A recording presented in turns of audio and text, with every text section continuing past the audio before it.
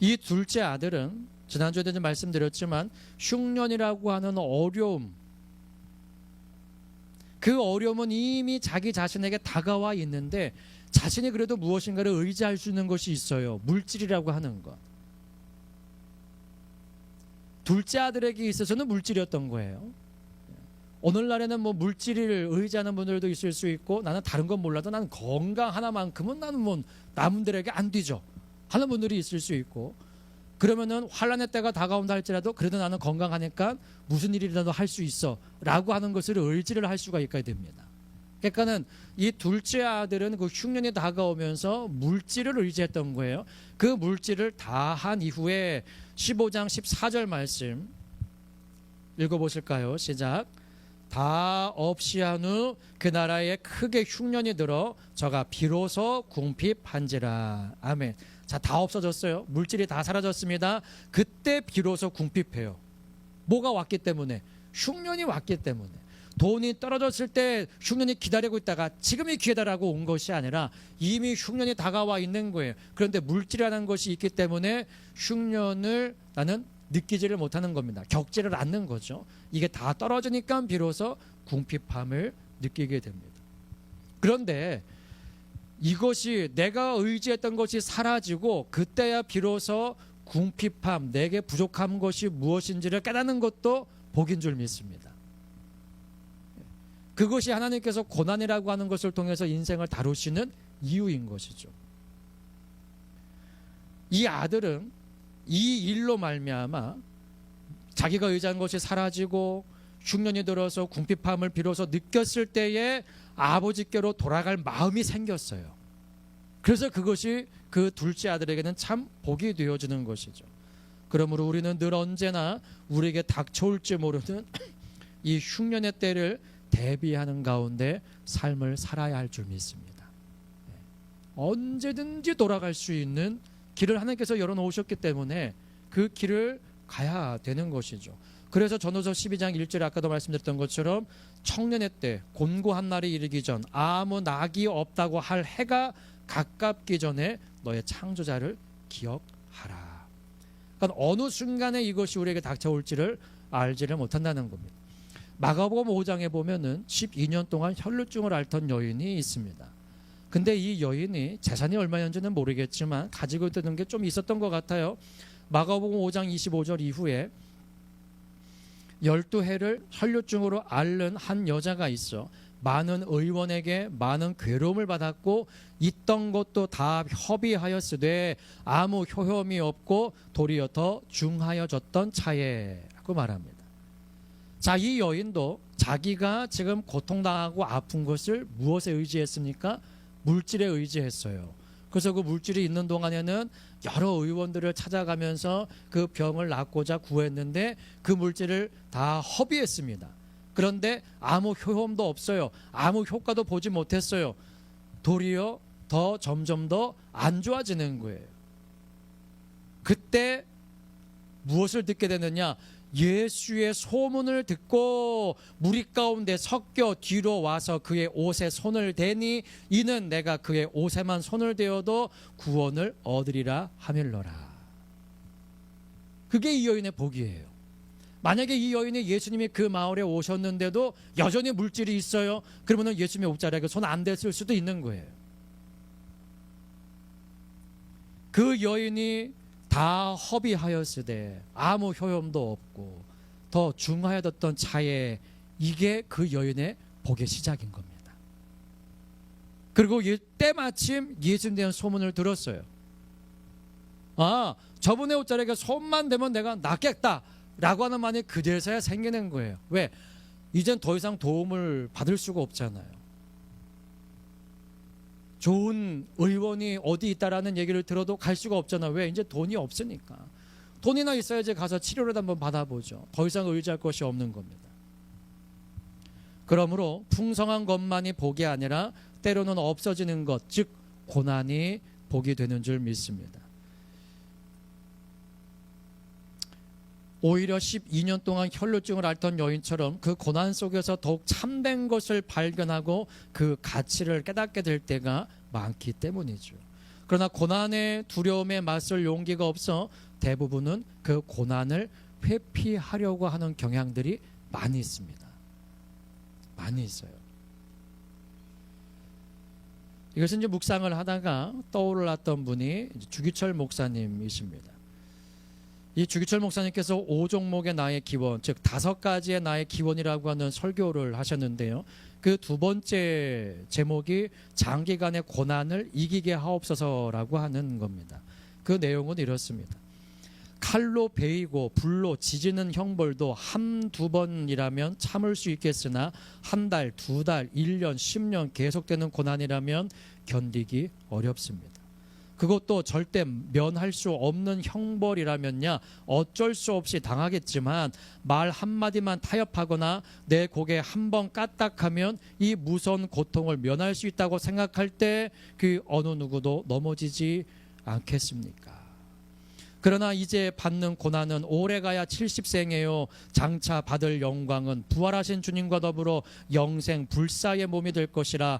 오직 주님의 십자가만 보고 나아가오니 이 고난에서 이기게 하옵소서. 1939년 12월에 주기철 목사님은 네 번째 구속된 중에 평양노회에서 목사직 파면을 당합니다. 그리고 목회하시던 산정형 교회도 폐쇄되고 말았어요. 더 이상 이제 목사도 아닌 거예요. 그리고 이 주기철 목사님의 가족들은 사택에서 쫓겨나서 일본 경찰의 감시 속에 쫓겨다니는 생활을 했어야만 합니다. 그러다가 1940년 4월에 잠시 석방되어서 작은 새방에 이제 돌아오셨는데 일본 경찰은 그때에도 회유를 계속합니다. 이제 교회도 문을 닫았고 당신은 목사직에서 파면되었으니 당신의 설 강당도 없어졌고 또 외쳐봤자 들어줄 성도도 없고 이제는 별 수 있겠습니까? 당신 혼자는 신사참배 안 하셔도 괜찮아요. 그게 죄라고 선동만 하지 않는다면 고향에 가서 편하게 여생을 살 수 있도록 해주겠소 라고 회유를 했습니다. 그런데도 주기철 목사님은 자신의 평안뿐만이 아니라 자신 가족의 행복마저도 거부했습니다. 그리고 석방 소식을 들은 교인들이 집으로 찾아오는 거예요.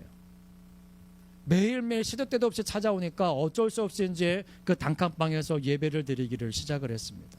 그리고 집으로 찾아온 교인들에게 이렇게 외치십니다. 우리 주님 나 위에 십자가 고통당하시고 피 흘려 죽으셨는데 나 어찌 죽음이 무섭다고 주님을 배신할 수 있겠습니까? 오직 일사각오가 있을 뿐입니다. 소나무는 죽기 전에 찍어야 시퍼렇고 백합화는 시들기 전에 떨어져야 향기롭습니다. 이 몸도 더 시들기 전에 더 늙기 전에 주님 제단에 드리워지기를 바랄 뿐입니다. 주님을 위하여 오는 고난을 내가 이제 피하였다가 이 다음 내 무슨 낯으로 주님을 대하오리까? 주님을 위하여 이제 당하는 수옥을 옥에 갇히는 것을 내가 피하였다가 이 다음 주님이 너는 내 이름으로 평안과 즐거움과 영광을 다 받아 누리고 고난의 자는 어찌하고 왔느냐고 물으시면 내 무슨 말로 대답하랴? 주님을 위하여 오는 십자가를 내가 이제 피하였다가 이 다음 주님이 너는 내가 준 유일한 유산인 고난의 십자가는 어찌하고 왔느냐고 물으시면 네, 무슨 말로 대답하랴? 한 번, 두 번 당하는 고난이야. 견딜 수 있겠지만 한 달, 두 달, 1년, 10년 계속되는 고난은 견딜 수 없습니다. 사랑하는 부모님이 병상에 누워 계셔도 오랜 병에 효자 없다고. 그 병상에 누워 계시는 게 1년, 2년, 10년 계속되면은 말로 고백하지는 않아도 속으로는 이제는 돌아가셨으면 좋겠다. 이 마음 갖는 게 이게 인간으로서 자녀로서 할 수 없는 생각이기는 하지만 너무 힘드니까는 그런 생각을 할 때도 있잖아요. 물론 모든 자녀들이 다 그런 것은 아니지만 주님을 사랑하는 마음은 여전히 우리 가운데 있는데 그래 내가 주님 사랑하는 마음으로 이 정도는 내가 견뎌내야지 참아야지 기도로 이겨내야지 하는데 그것이 한 달, 두 달, 석 달, 1년, 2년 계속되어지면은 지치는 거예요. 그러다 보면은 주님 사랑하시는 거 맞아? 나 사랑하시는 거 맞아? 근데 내가 왜 계속 이 고통 가운데 있어야만 하지라는 마음이 저절로 들게 될 수도 있다는 겁니다. 결국 주기철 목사님은 1944년 4월 21일 해방 1년 4개월 정도를 앞두고 평양 성무소에서 순교하셨습니다. 그러나 이 오종모 사모님이 마지막 면회를 갔을 때에 이 사모님이 그 목사님을 보자마자 하신 말이, 목사님 이겨내셔야 합니다. 목사님은 이거 문이 철문이 붉은 문이었나 봐요. 살아서 이 문을 나오시면 안 됩니다. 목사님이 죽으셔야 한국교회가 삽니다. 라는 말씀을 드린 겁니다. 그때 주기철 목사님께서 나도 그렇게 생각하고 있어. 나도 살아서 이 붉은 문을 나갈 생각이 없어. 나를 위해 기도해 주시오. 내가 천국에 가서 산정현교회와 한국교회를 위해서 기도하겠소. 그리고 너무 힘이 없으셔가지고 간수의 등에 업혀서 들어가시는 거예요. 그때 이제 마지막 한마디를 하신 것이 여보 나 따뜻한 숭늉 한 그릇 마시고 싶소였습니다. 너무나 인간적인데 아무도 그 무엇으로도 굴복시킬 수 없는 그 믿음의 강함, 아무나 가질 수 없는 것이지만 정말 주님을 의지하고 주님께서 내게 허락해 주신 것은 정말 모든 것이 다 좋은 것이라고 여겨진다면 고난까지도 내게 유익인 것을 시편 119편 67절 또 71절에 말하는 것처럼 71절에서는 고난이 내게 유익이라고 합니다. 이 둘째 아들도 그 흉년이라고 하는 고난을 통하여서 아버지께로 돌아갈 마음이 생겼어요. 그러므로 그 아들에게 흉년이라고 하는 것은 저주가 아니고 복입니다. 우리 인생 가운데 다가오는 그 모든 고난과 환난들도 우리 가운데 복이 되어질 줄 믿습니다. 왜요? 주님은 합력하여 선을 이루시는 분이니까요. 고난은 우리를 더욱 강하게 합니다. 나를 돌아보게 하고 주님을 더욱 구하게 되며 뒤로 물러서지 않을 힘을 얻게 합니다. 히브리서 10장 39절에 우리는 뒤로 물러가 침륜에 빠질 자가 아니요 오직 영혼을 구원함에 이르는 믿음을 가진 자니라라고 말합니다. 오늘 본문의 이 둘째 아들은 흉년이라고 하는 고난을 통해서 아버지께로 돌아갈 용기를 얻게 되었습니다. 아버지의 집을 떠나 지금까지 머물렀던 이곳에는 더 이상 소망도 없고 마음 둘 곳도 없고 자기 자신을 받아줄 곳도 없어 아버지의 집으로 돌아가는 길밖에는 더 이상 자기에게 남아있는 것이 없음을 깨닫게 된 것입니다. 무엇을 통해서요? 흉년이라고 하는 고난을 통해서. 이 아들은 흉년을 통해서 무엇을 알게 되어졌습니까? 자기 자신이 얼마나 곤고한지를, 또 얼마나 가련한지를, 또 얼마나 가난하고 벌거벗고 있는지를 알게 되어졌습니다. 지금 제가 드린 이 말씀은 예수님께서 라오디아 교회 사자에게 하신 말씀입니다. 책망의 말씀이에요. 자신의 곤고한 것, 가련한 것, 가난한 것, 눈먼 것, 벌거벗은 것, 이것을 아는 것이 참 복이죠. 공고하다라고 하는 것은 비참하다, 불행하다고 하는 것입니다. 가련하다고 하는 것은 가엾다, 불쌍하다고 하는 것이죠. 그런데 예수님께서 이 라오디아 교회 사자에게 이것을 가지고 책망하시면서 나는 부자라 부여야 부족한 것이 없다라고 말하는 그 사자를 책망하시면서 아니 너는 내 자신을 알지 못하고 있다. 내 공고한 것과 가난한 것과 가난한 것과 눈먼 것과 벌거벗은 것을 알지 못하는도다. 이렇게 책망만 하시는 것이 아니라 그것을 해결할 수 있는 방책까지도 말씀을 해주세요. 그게 무엇인가? 오늘 본문을 책갈피해 두시고요. 계시록 3장 말씀을 한번 가보겠습니다. 그냥 제가 읽어만 드려도 괜찮은데 이 말씀을 함께 나누는 것이 좋을 것 같습니다. 계시록 3장 말씀입니다.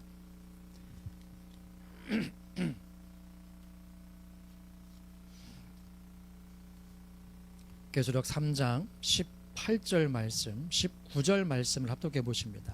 시작.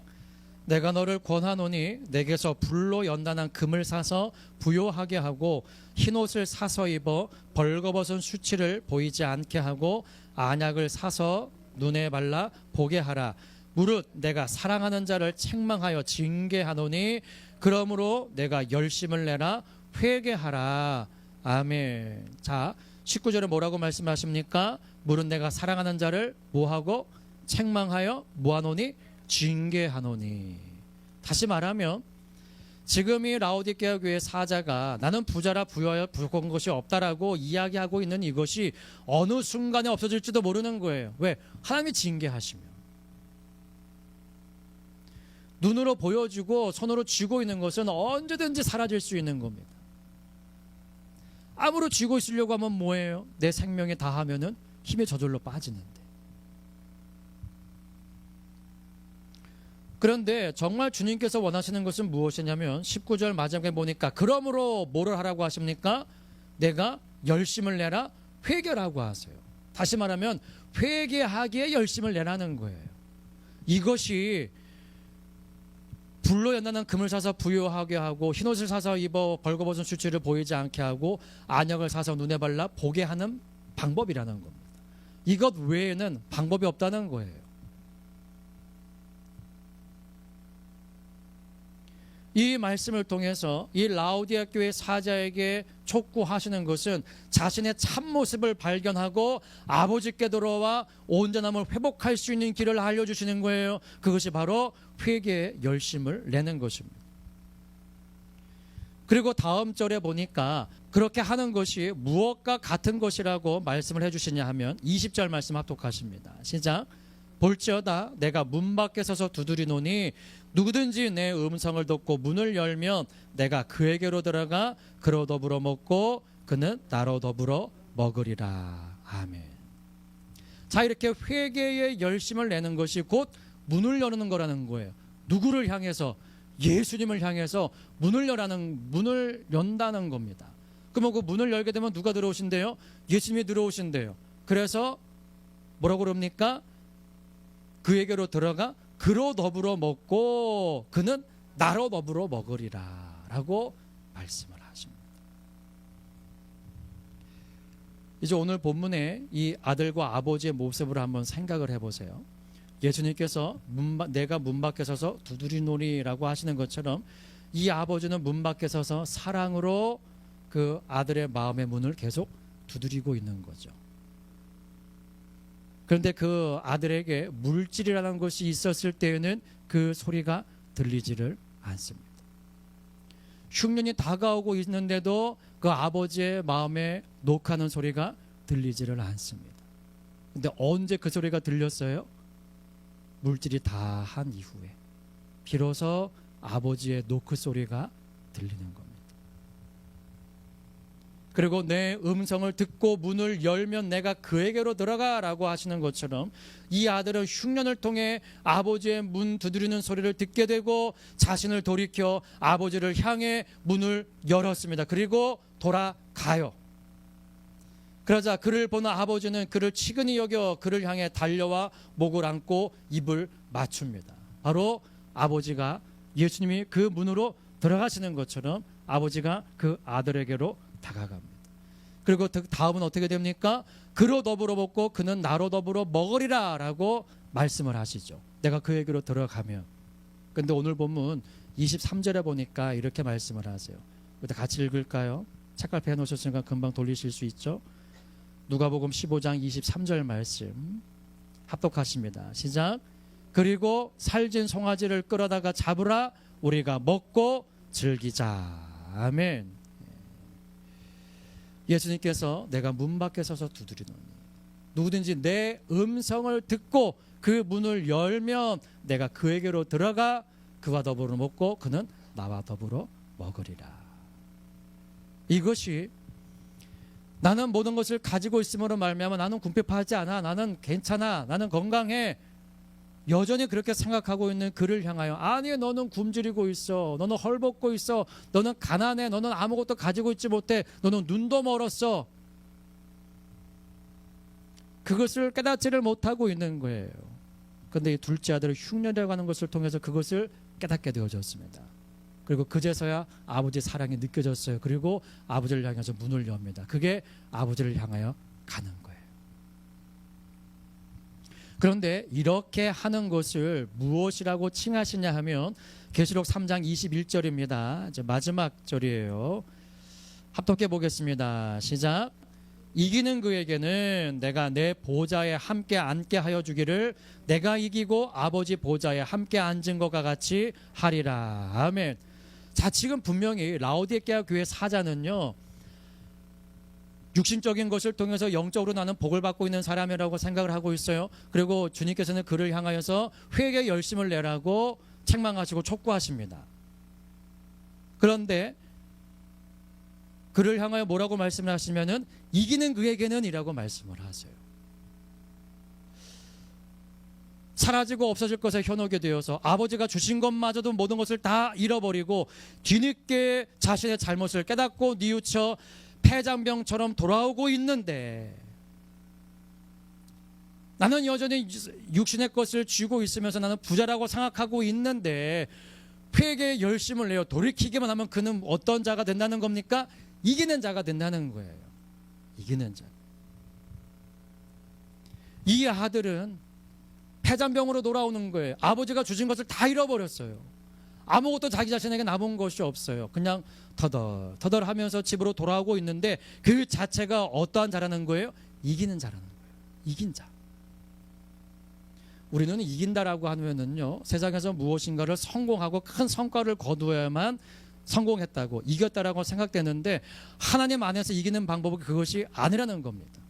회개가 내가 승리할 수 있는 가장 강력한 무기라는 겁니다.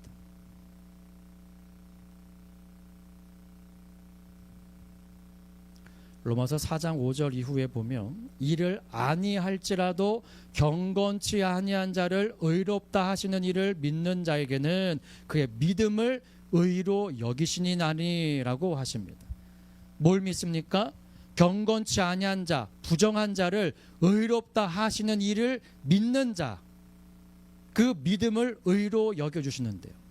그러면 경건치 아니한 자를 의롭다 하시는 이가 누구입니까? 예수 그리스도이시죠. 그 부정한 것을 정케 하시는 분은 예수 그리스도이십니다. 그분을 믿는 거예요. 그래서 일할 것이 없이 하나님께 의로 여기심을 받는 사람의 행복에 대하여 다윗의 말한 바, 그 불법을 사하심을 받고 그 죄를 가리우심을 받는 자는 복이 있고 주께서 그 죄를 인정치 아니하실 사람은 복이 있도다 함과 같으니라. 주께서 그 죄를 인정치 아니하신대요. 다시 말하면 너는 죄 없어라고 하시는 그 사람은 참으로 복 있는 사람이라는 겁니다. 그러니까 일을 많이 해야만 복 있는 사람이 아니라 내 죄를 정케 하시는 그분, 경건치 아니한 자를 의롭다 하실 수 있는 그분을 믿는 것, 그분을 의지하는 것이 참 복이라는 거예요. 그것이 우리가 예수 그리스도 안에서 세상을 이기는 자가 되어주는 것인 줄 믿습니다. 우리가 죄 용서함 받는 것은 물론 하나님 앞에서 이루어지는 것이지만 우리가 살아나가면서 대부분 짓게 되어지는 죄들은 대부분 사람들과의 관계 속에서 일어납니다. 사람들과 비교하면서 내가 못난 모습 시기하고 내가 잘난 모습 자랑하며 교만하고, 그래서 우리는 죄 용서가 온전케 되어지기 위해서는 두 가지 모두가 충족이 되어져야 돼요. 다시 말하면 하나님께 용서함 받는 것뿐만이 아니라 사람에게 지은 죄가 있으면 그에게도 용서함을 받아야지 그게 온전케 되어지는 겁니다. 그래서 마태복음 18장 18절에 진실로 너희에게 이르노니 무엇이든지 너희가 땅에서 매면 하늘에서도 매일 것이요 무엇이든지 땅에서 풀면 하늘에서도 풀리리라 라고 하십니다. 현대인의 성경에서는 이렇게 번역을 합니다. 내가 너희에게 분명히 말하지만 너희가 땅에서 처벌하면 하늘에서도 처벌할 것이며 너희가 땅에서 용서하면 하늘에서도 용서할 것이다.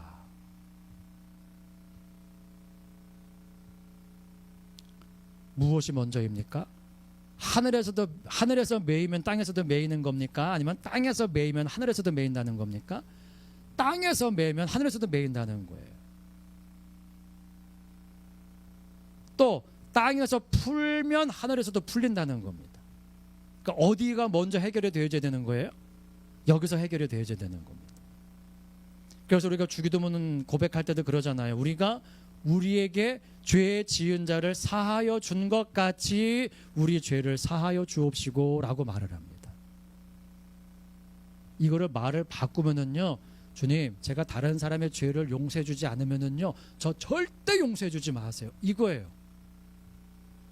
우리가 다시 말하면 내가 나에게 죄 지은 자를 용서해 준 것 같이 내 죄를 용서해 주옵소서라고 하는 고백이거든요.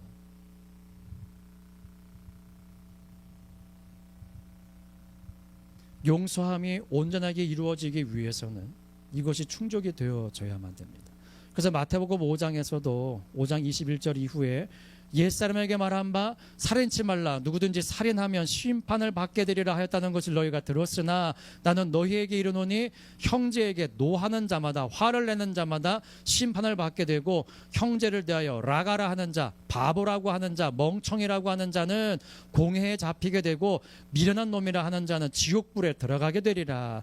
그러므로 예물을 제단에 드리다가 거기서 내 형제에게 원망 들을 만한 일이 있는 줄 생각나거든 예물을 제단 앞에 두고 먼저 가서 형제와 화목하고 그 후에 와서 예물을 드리라 라고 말씀합니다. 그래야지 그 예물도 온전케 받으시겠다는 거예요. 땅에서 매면 하늘에서도 매이고, 땅에서 풀면 하늘에서도 풀고, 내게 죄 지은 자를 용서해 주면 하나님도 나를 용서해 주시고, 내가 그를 용서하지 아니하면 하면 나도 용서하지 아니하시고. 이 둘째 아들은 자기 자신은 용서했어요.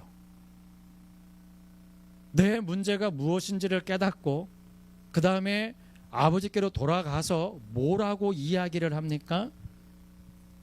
오늘 본문 누가복음 15장 21절입니다. 합독해 보겠습니다. 시작. 아들이 가로되 아버지여 내가 하늘과 아버지께 죄를 얻었사오니 지금부터는 아버지의 아들이라 일컬음을 감당치 못하겠나이다 라고 고백합니다. 자기 자신의 잘못이 무엇인지를 깨달았어요. 그리고 자기 자신을 누구나 다 그렇게 할 수 있는 거지만 용서합니다. 근데 그 용서함이 다가 아니라 내가 아버지께 잘못했네, 이거 어떡하지? 어떻게 하면 아버지의 마음을 다시 회복시켜 드릴 수 있지? 내가 잃어버린 돈을 또 다시 벌어가지고 아버지께 갖다 드려야 되나?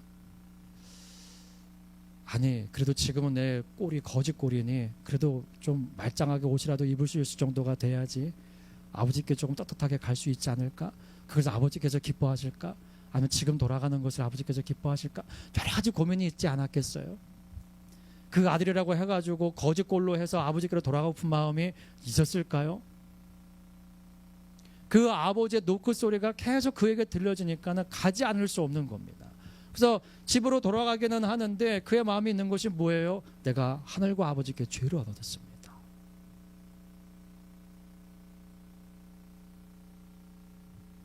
이것이 진정으로 회복되어지는 방법입니다. 근데 중요한 것은 뭐냐면요, 아버지의 그 행동입니다. 이 아들이 돌아오자 아버지가 뭐 합니까? 오늘 20절에 보니까 아직도 상거가 먼데 아버지가 저를 보고 치긴 여겨요. 불쌍히 여겼습니다. 그리고 달려가 목을 안고 입을 맞추었습니다. 아들을 맞아 주었어요. 그리고 아들이 아버지에게 말하는 거예요. 아버지, 내가 하늘과 아버지께 죄를 얻었습니다. 아들이 아버지께 말을 하는데 그러면 아버지도 아들에게 대꾸를 해줘야 되잖아요. 근데 이 아버지는 누구에게 말을 하면요, 22절입니다. 22절 합독합니다. 시작. 아버지는 종들에게 이르되 제일 좋은 옷을 내어다가 입히고 손에 가락지를 끼우고 발에 신을 신기라. 아들에게 한마디도 대답하지 않습니다. 다시 말하면 아들이 뭐라고 말을 하건 그냥 들은 채 만채예요. 그게 야, 아무 말도 하지 마, 네가 무슨 할 말이 있어, 조용히 해, 이런 의미가 아니잖아요. 아무것도 필요치 않은 거예요. 그냥 아들이 돌아온 것만으로도 아버지는 기쁨입니다. 그리고 물어보지 않잖아요. 야, 너 돈 다 어쨌어? 너 어느 나라 갔다 왔어? 도대체 뭐 했길래 네 꼴이 이 모양이야? 한마디 물어보지 않으십니다. 그냥 종들에게 시키시는 거예요. 제일 좋은 옷을 가다가 입히고 손가락에 가락지를 끼우고 발에 신을 신겨주어라. 이게 뭡니까? 계시록 3장 21절 아까 읽었던 말씀이에요. 이기는 그에게는 내가 내 보좌에 함께 앉게 하여 주기를 내가 이기고 아버지 보좌에 함께 앉은 것과 같이 하리라. 회복시켜 주시는 거예요. 아버지께로 돌아가는 것이 승리인 줄 믿습니다. 세상에 나가서 그 무엇을 하고 어떤 일을 많이 해가지고 주여 제가 이런 큰 일을 했습니다 라고 자랑할 거리가 있지 않다 하더라도 아버지께로 돌아가는 것이 승리고 그것이 이기는 것인 줄 믿습니다.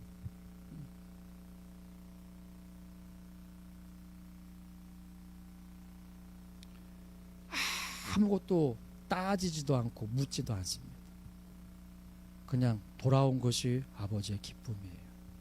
그리고 살진 송아지를 끌어다가 잡으라. 우리가 먹고 즐기자. 잔치가 벌어집니다. 24절 이 아버지가 뭐라고 왜 이렇게 해야 된다고 말을 합니까? 24절 합독하십니다. 시작.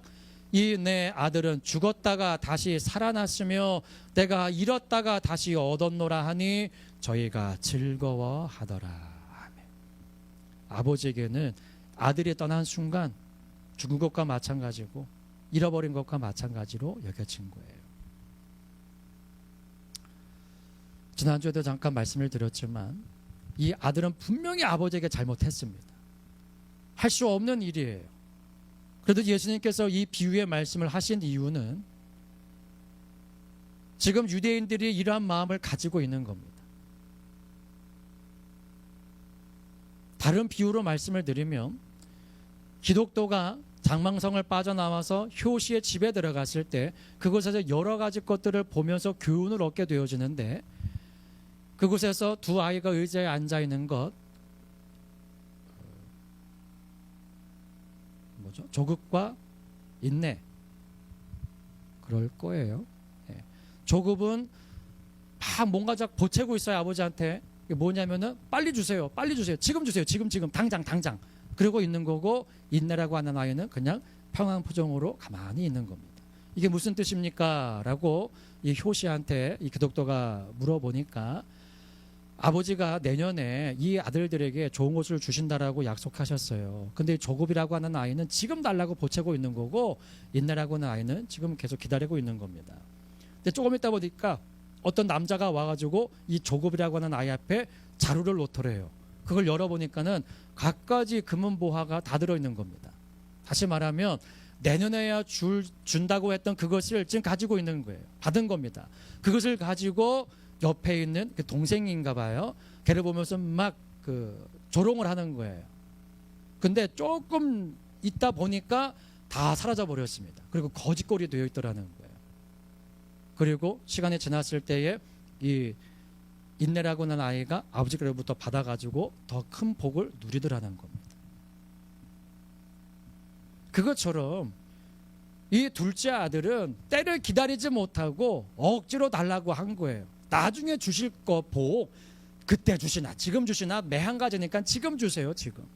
근데 그걸 받은 인생이 어떻게 살아갑니까? 아버지의 마음을 기쁘게 해드리는 일이 아니라 자기 자신을 위해서 삶을 살아가더라는 거예요. 자기가 원하는 것을 얻어내기는 했는데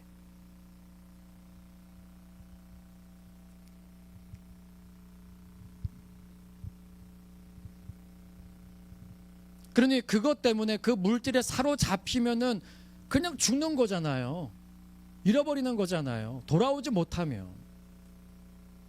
그런데 아버지가 그 아들을 믿었기 때문에 언젠가는 이 아들 돌아올 것이다라고 하는 믿음이 있었기 때문에 아들이 그 재산을 달라고 했을 때 살림을 나눠서 각각 아들들에게 나누어 주었죠. 그것은 돌아올 것이다라고 하는 믿음이 있었기 때문인 줄 제가 감동이 왔습니다. 아브라함이 그 창세기 22장에서 하나밖에 없는 아들을 번제물로 드리려고 했을 때도 히브리서 말씀해 보니까 죽은 자 가운데서 다시 살리실 줄로 생각하고 그 아들을 바치려고 했다라고 히브리서 기자는 이야기해 주고 있습니다. 하나님이시니까 그렇게 하실 수 있는 분이라고. 사랑하는 여러분, 우리는 그 무엇을 하더라도 진정한 승리의 기쁨을 나 혼자 자축하는 것으로 끝나면 안 됩니다. 우리가 진정한 승리를 얻는 비결은 하나님께로 돌아가는 것인 줄 믿습니다. 금은보화를 잔뜩 싸가지고 훌륭한 일들을 많이 하는 행적을 가지고 나가는 거 물론 그렇게 되면 참 좋겠지만, 그것이 안 된다 할지라도, 거짓골이 됐다 할지라도 돌아가는 것이 아버지를 기쁘게 하는 일이고 우리가 승리하는 길인 줄 믿습니다. 돌아가기만 하면 하나님의 잔치를 배설해 주시잖아요. 오늘 이 시간 우리가 함께 기도할 때에 주님, 아버지의 마음을 내 안에 부어주시옵소서. 지금도 여전히 다른 생각을 가지고 있는 나에게 문을 두드리고 계시는 그 주님의 소리를 들을 수 있도록, 다른 마음을 품고 있는 나에게 문을 두드리고 계시는 그 주님의 소리를 들을 수 있도록, 다른 길을 걸어가고 있는 우리에게 문을 두드리고 계시는 주님의 소리를 듣고 문을 열 수 있도록, 언제나 귀가 열려져 있고 눈이 열려져 있는 자 될 수 있도록